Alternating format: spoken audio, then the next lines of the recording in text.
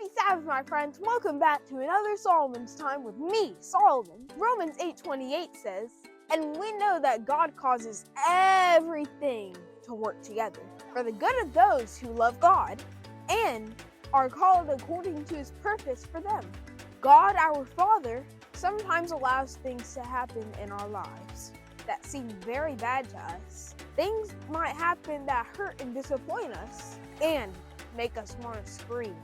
It's not fair! But believe me when I tell you, God has wonderful plans for those painful times. My mom often says, one person's trials and tribulations will end up being a testimony for someone else's. God may want to teach us something new about himself. He may want us to come closer to him. We get to know him better when we pray and trust him in times of suffering, because if we don't know anything else, his word reminds us he causes all things to work together for good to us if we are his children. Maybe someday you'll look back at your sad times and think of them as the best times, because your trials are working testimonies for someone else. God brings good out of his children's pain and suffering.